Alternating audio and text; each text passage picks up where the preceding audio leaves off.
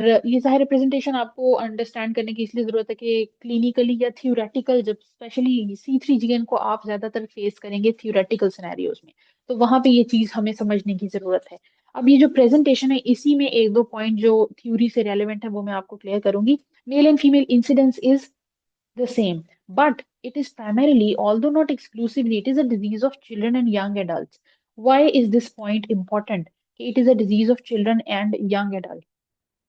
ये जो है वो मैं अभी आगे आप लोगों को बताती हूँ। तो बाकी जो प्रेजेंटेशंस हैं, अगर हम डेंस डिपॉजिट डिजीज को देखें तो यू कैन फाइंड जो है वो ऑक्यूलर ड्रूजन बॉडीज जो हैं वो हमें आईज में फंडोस्कोपी पे अपीयर हो सकती हैं। ड्रूजन बॉडीज और कहाँ पे आती हैं, किस पेशेंट में जो है वो ड्रूजन बॉडीज अपीयर होती हैं?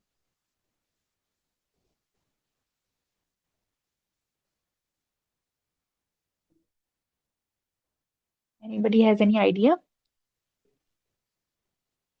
ड्रूजन बॉडीज बेसिकली एज रिलेटेड, बिल्कुल एज रिलेटेड जो मैकुलर डीजनरेशन होती है, it can present with drusen bodies.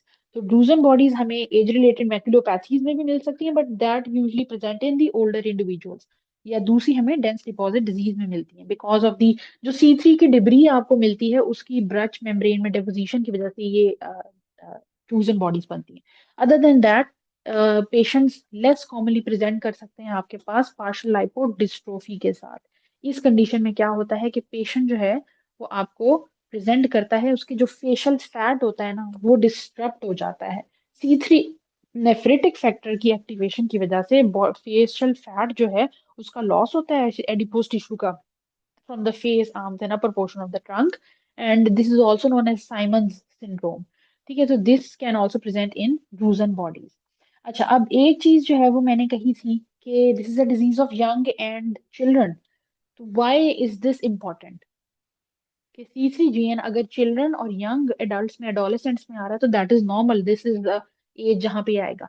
अगर ये एल्डरली पेशेंट में आता है तो फिर क्या मसला है, नहीं आ सकता क्या?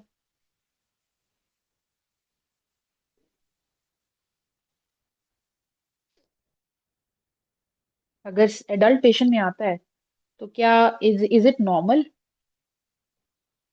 या कोई ऐसी ये एनॉमली है कि इसके बारे में मुझे हमें सोचना चाहिए कि this might be something different?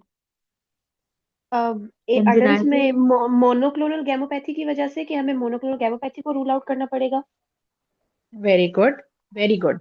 बिल्कुल यही एक चीज है कि मोनोक्लोनल गैमोपैथी को हमें रूल आउट करना पड़ेगा।